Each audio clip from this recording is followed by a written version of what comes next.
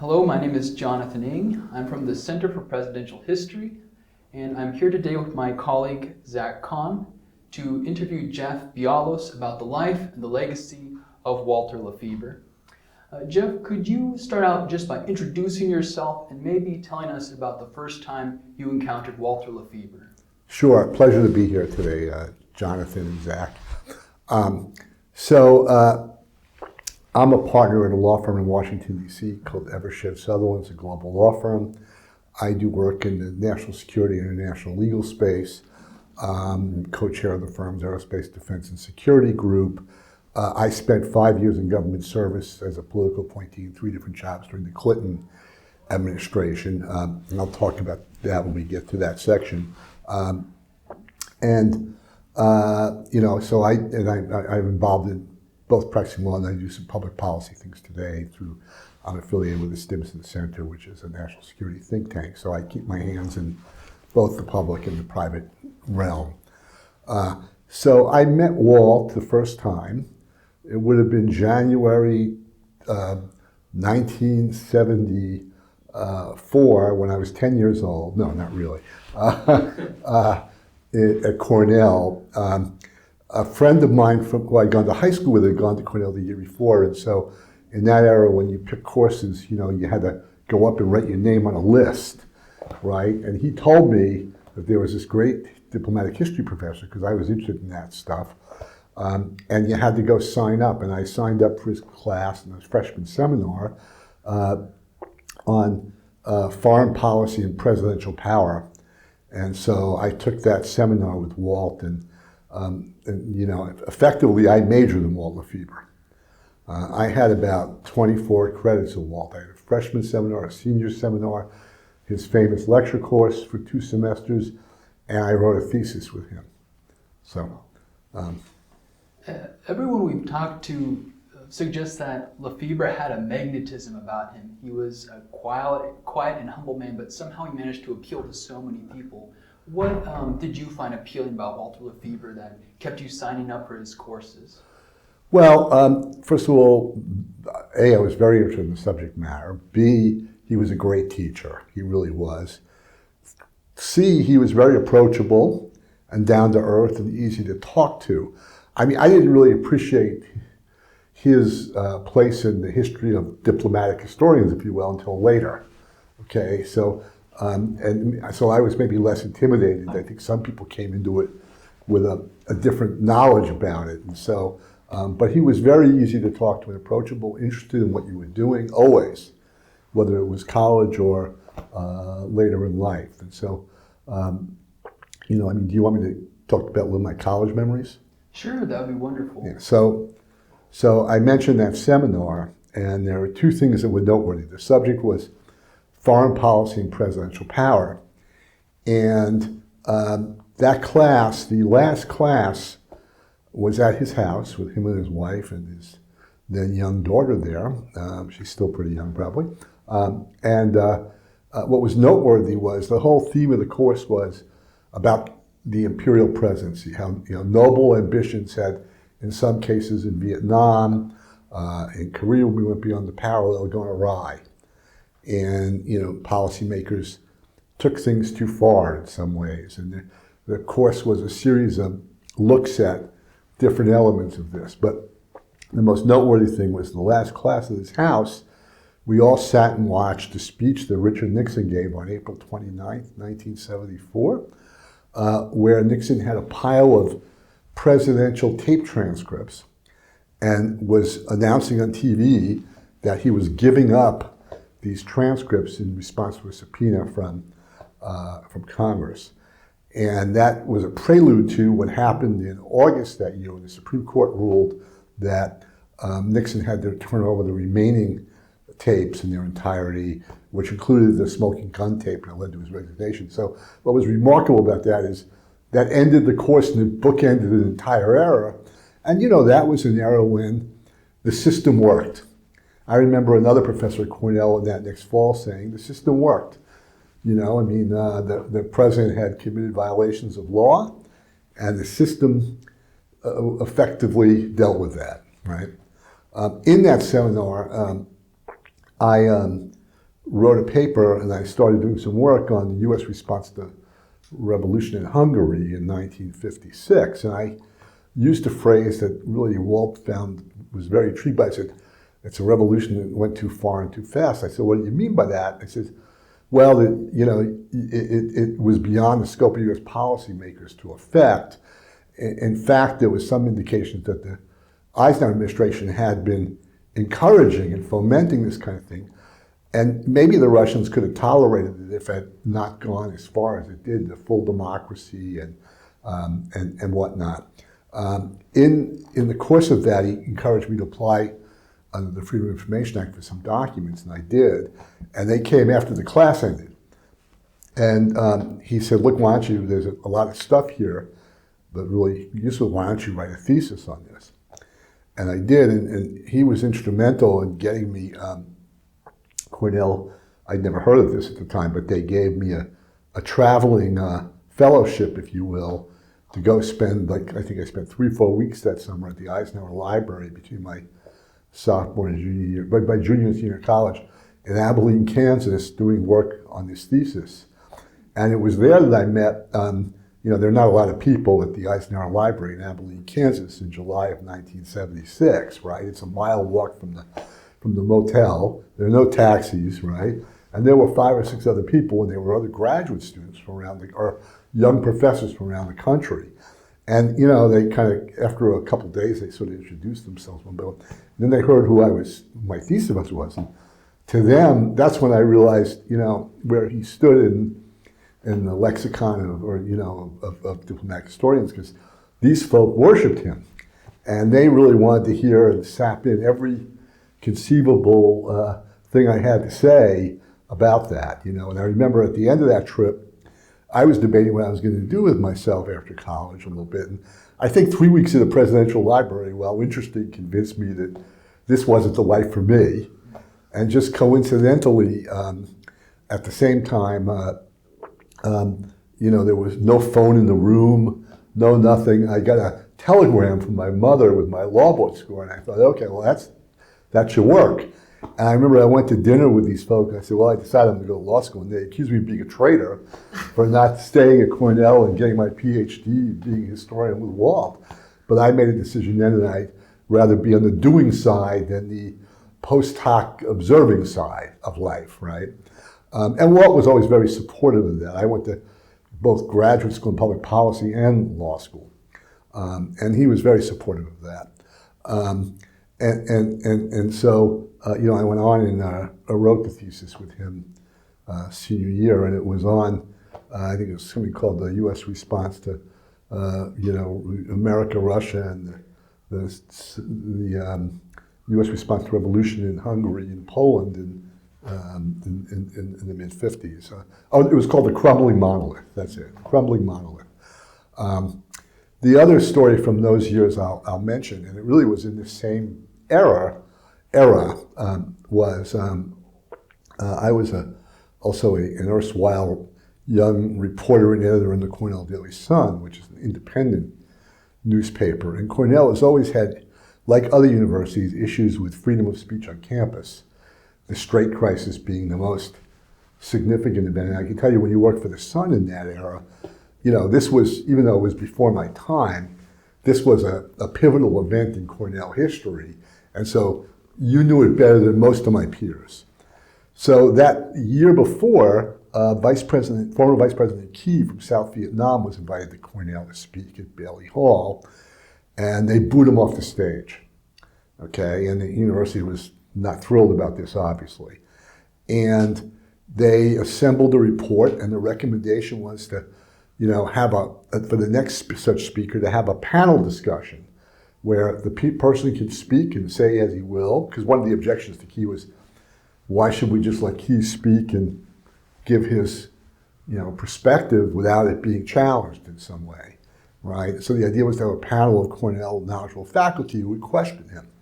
And the report came out, and that next year, in the spring of 1976, the plan was that Richard Colby, who was the former, William Colby, who was the former director of the CIA, was coming to Cornell to speak, and that was the plan. Well, I forget how I found it out, but I found out that a who's who of the Cornell faculty didn't want to sit on that panel. And they all said no. Okay, now Walt was one of them, in fairness, but Walt had a pre-existing commitment, so his reason was legitimate. And there were some others who were, but they were all over the place, and they were, they shouldn't invite him at all. They can invite him, but I don't have to do this. And none of them really wanted to say much to me on the record. And I knew this was a pretty sensitive story, right? Now, I was a member of the Fourth Estate, but I was also a student. And I wasn't overwhelmingly desirous of, ticking off, some of the most senior and distinguished faculty at Cornell. So I consulted Walt about this and said, what do you think? He said, look, that story should get written. You absolutely should write this story. I wouldn't worry about it, And so I did. And the two things I'll mention, one is when I went to interview Ted Theodore J. Lowy, who was a friend of Walt's and was a famous professor in the government department, to the left, he made me come to see him during office hours. So there were 3 or 4 of his acolytes sitting in little chairs around there. And I had to wait my turn. People were going one by one. When he got to me, he launched into a diatribe of how I was, do you realize that you're a tool of the bankrupt establishment? You're here as a tool of the establishment. You're doing their bidding, right? And as he was talking, these people they're egging him on, right? And there was sort of an audience for this. Walt sort of was very amused at that story. The second person was another history professor, Richard Pollenberg, who was very unhappy with the story. And after the fact, the headline said refused, the professors refused. He wrote a letter to the editor of the Sun saying, hey, does the author doesn't know the difference between the word refuse and decline. Let's just say I never took his course. Okay, and Walt sort of rolled his eyes at that, frankly. It was a little much, right? But anyway, he was always very intrigued about campus politics. And with my son Perch, I had certain access to what was going on in the university that the average person didn't have, right? And he was always intrigued and interested, very interested in the workings of the administration at Cornell and to hear about that. Well, those are absolutely fascinating stories.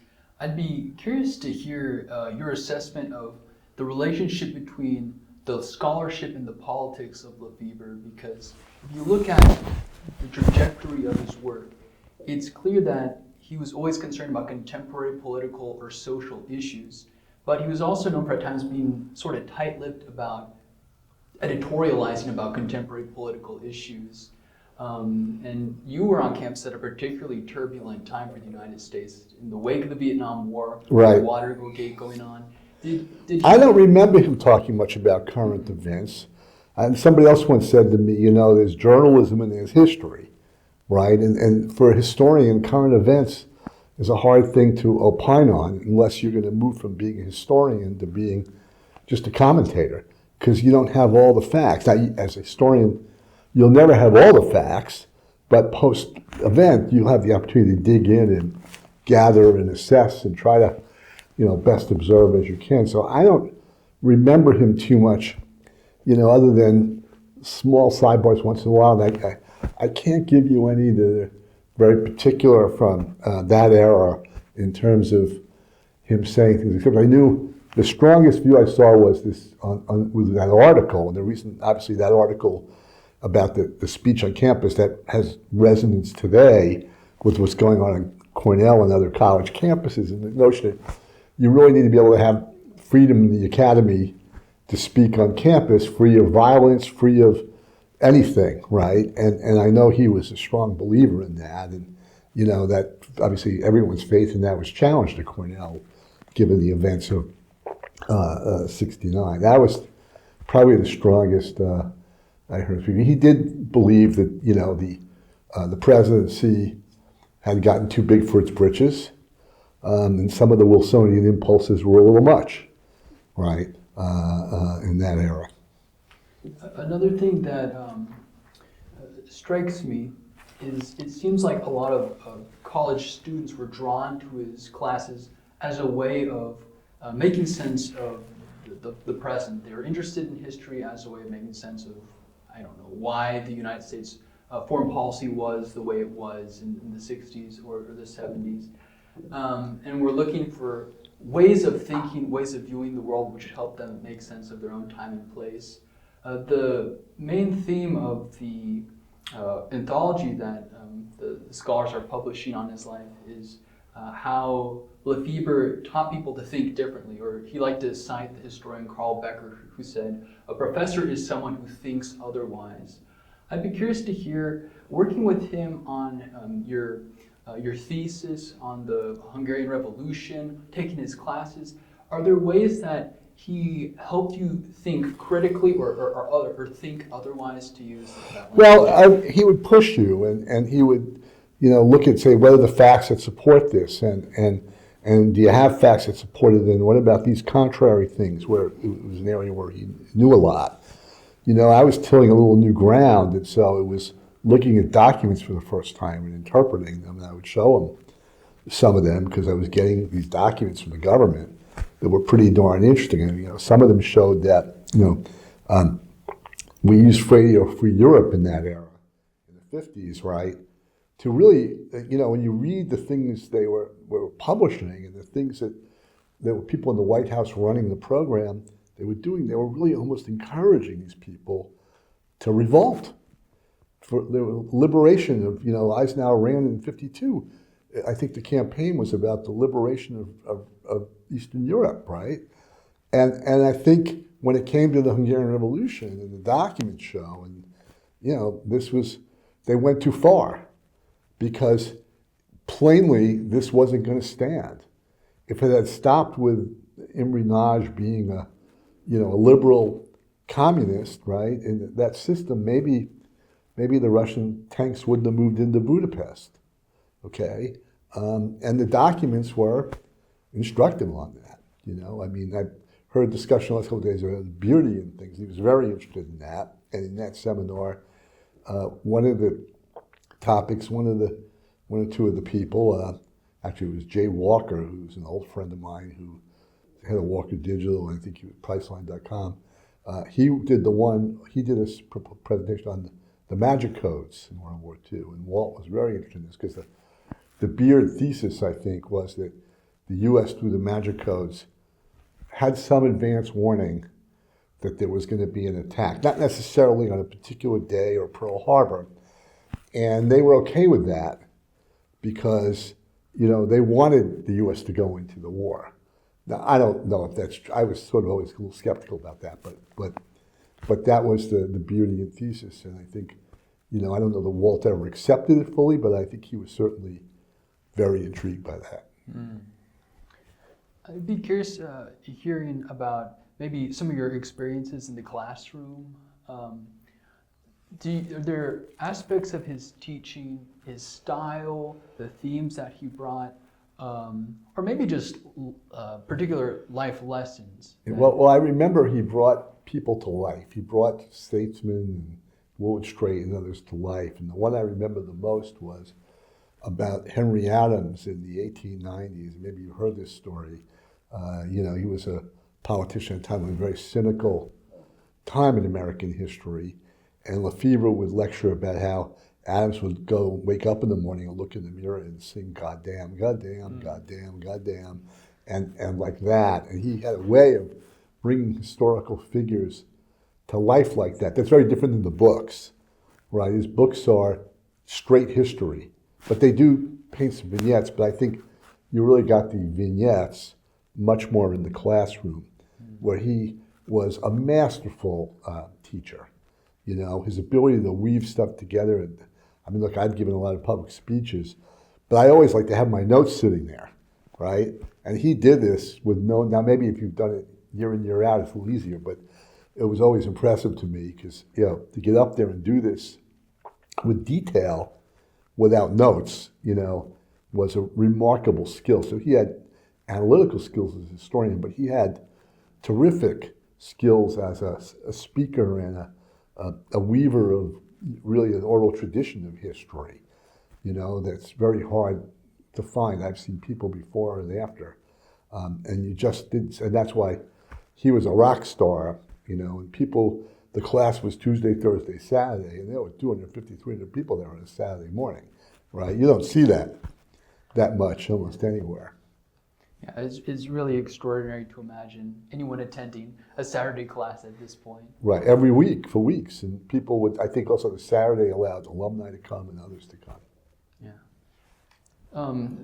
Thinking about sort of your transition out of Cornell, were there particular habits or lessons that you took from your time with LaFeber to other professional fields, to your jobs more broadly? Because you've had a pretty extraordinary record of public service.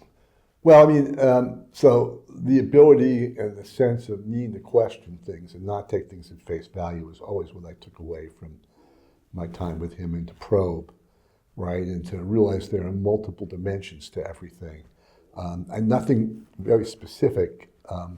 That he did, he influenced my career choices. He was, I shared with him what I was thinking, and when I went to, I went to graduate school and law school at the Kennedy School at Harvard and law school, and he encouraged that. He had me go talk to Ernie May at Harvard, who taught the Kennedy School, and I talked to him about going to maybe history grad school at Harvard too, and he said, "What do you want to do?" And I said, "Well, do some time as a lawyer, some time in government." He goes, "Well, why would you go get a PhD in history then?" And I was later a teaching assistant for Ernie May in the course at the Kennedy School on the use and abuse of history by policymakers. Mm. So and the course was taught by Ernest May and Richard Newstead. Oh, wow. So it was a great class. It was a really fun class to be a TA for. And they were completely different personalities. Ernie May was another leading diplomatic historian. He was a very smart guy, also understated, lacked the stage presence of Walt. Okay, he, a little more policy oriented in the current time, I would say, at the time. Okay, so. And did LaFeber have any particular career advice for you? Well, so he did help to put some portion of my career in context. Okay, and I'll mention that. So in the 90s, I spent from when the Berlin Wall fell through,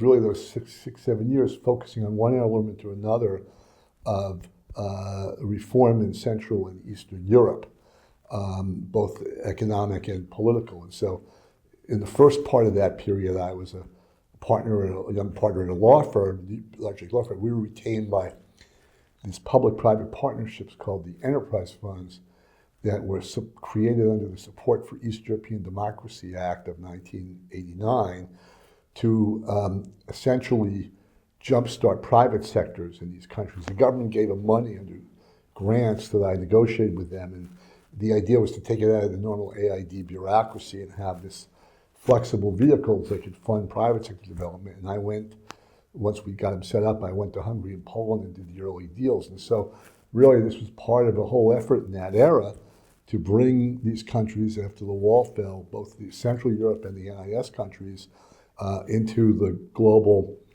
political and economic system. I mean, obviously that's market economic system, and Western-oriented, democratic institutions. Okay, and that was the whole policy thrust. I then went into the Commerce Department as Deputy Assistant Secretary in the trade area, and so my career work focused on really the national security nexus to economics, right?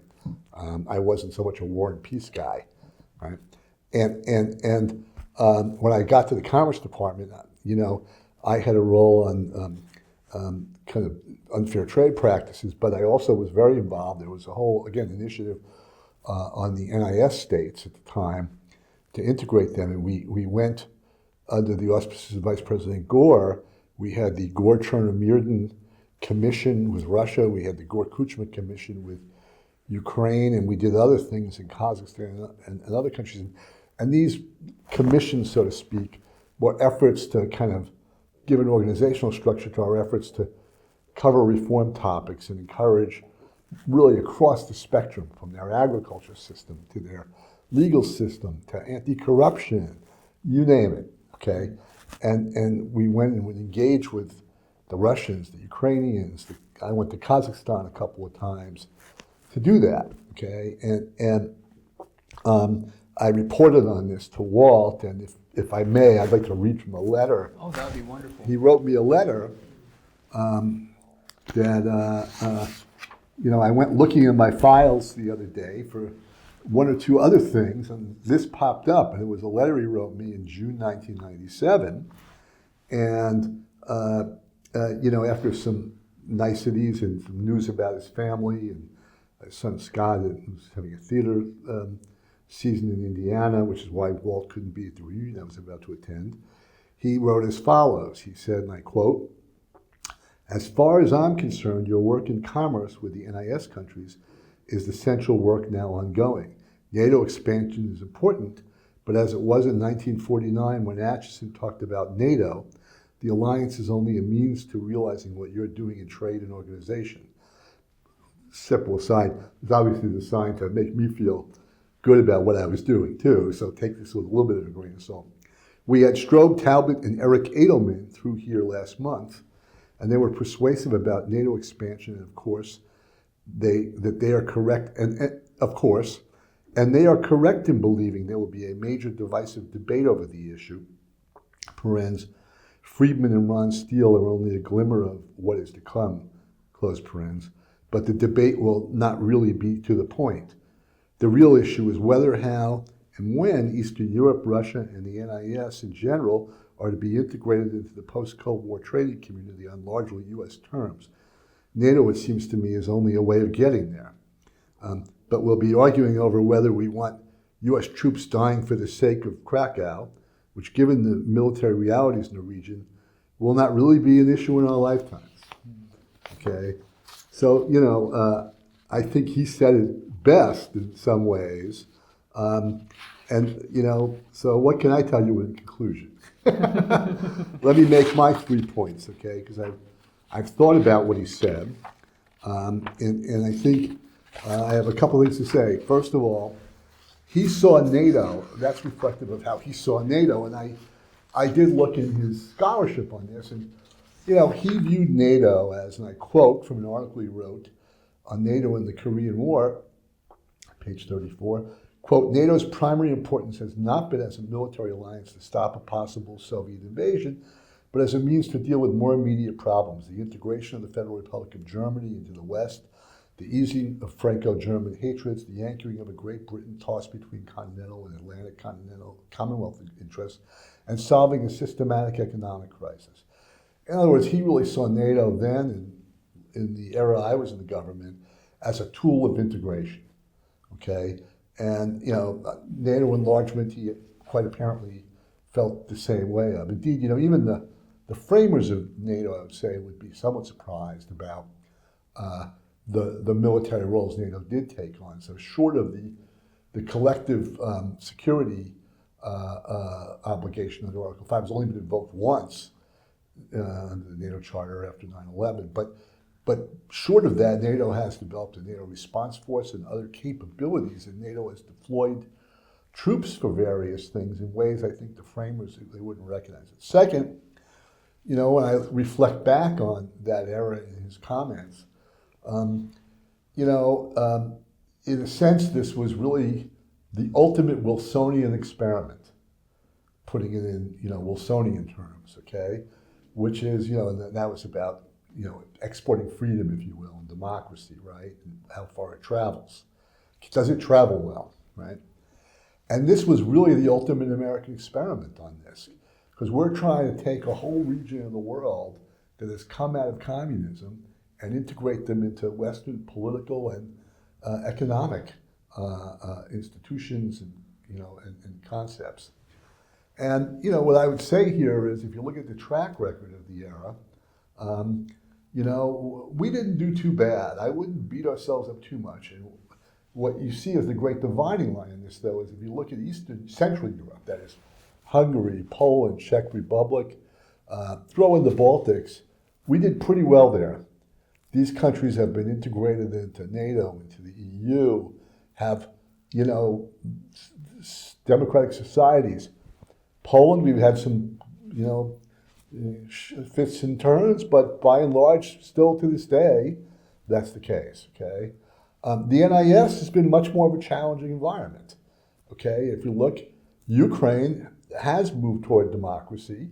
Russia, you know, in the end, it reverted. And the other countries are works in progress. You know, what's the differentiator here? What I will tell you is that, in thinking about this over the years, you know, the countries of Central Europe had a prior history with democratic institutions and with market economics. When I went and did those early deals after the wall fell in Poland and Hungary, they had corporate law in the books from the 30s. They reverted. They put them back in place, okay? They had a culture of law and a legal system that, while it had been Sovietized for a period, you know, had been there, okay? They had experience in Western, you know, with market economics, right? People don't realize this, but when they say, oh, look at Václav Havel, who became president of the Czech Republic, people think of him as a human rights leader. That's true. However, the Havel family was the leading industrialist family in the Czech Republic in the pre-war years, like the Henry Ford of the Czech Republic, okay? Contrast and compare, the other countries in the NIS, to one degree or another, had histories of autocracy, didn't have histories of market economics, had in some of those countries histories of tribalism, okay? And so it shouldn't be a shock that it's been a long slog, and we're not there yet in those countries. The last comment I'll make on Walt's point was, he talked about, you know, trading Krakow for, you know, American troops dying, and trading Krakow for New York is the way people think about it, right? If you invoke Article 5. And he said that's not going to happen in a lifetime. Well, I think all you can say there is things change. As John Foster Dulles once said, the one immutable fact of international affairs is change. Well, thank you. That's really a phenomenal reflection on Walt's life and how it relates to your own professional trajectory. Are there any final reflections or thoughts that you would like to put in the record? No, I think it's a good place for me to end. Excellent. Perfect. Well, thank you again, Jeff. Sure.